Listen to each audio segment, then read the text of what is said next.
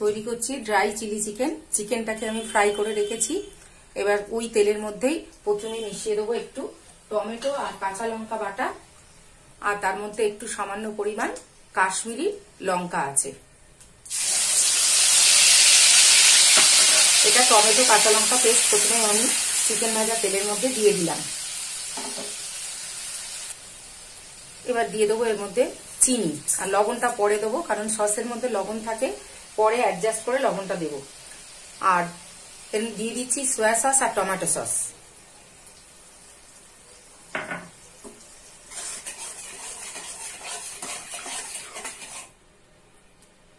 এটাকে মিশিয়ে নিলাম। এবার দিয়ে দেবো ভেজে রাখা চিকেনগুলো। এবার এটাকে ভালো করে মিশিয়ে নেবো প্রথমে। এবার আমি এর মধ্যে দিয়ে দেবো একদম কুচি কুচি করে কেটে রাখা পেঁয়াজ, ক্যাপসিকাম আর কাঁচা লঙ্কা একসঙ্গে দিয়ে দেবো।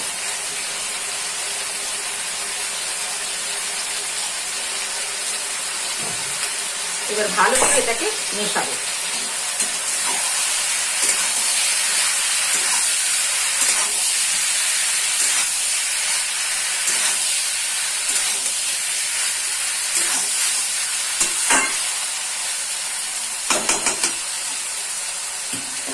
মেশানো হয়ে গেছে, আঁচটা কমিয়ে দিয়ে একটু ঢাকা দিয়ে রাখবো।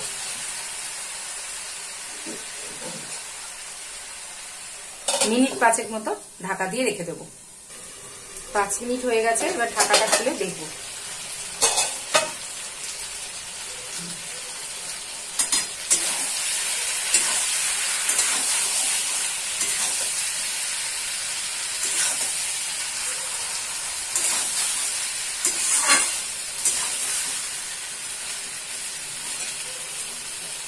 রান্নাটা হয়ে গেছে, এবার এটা আমি ঢেলে ফেলবো।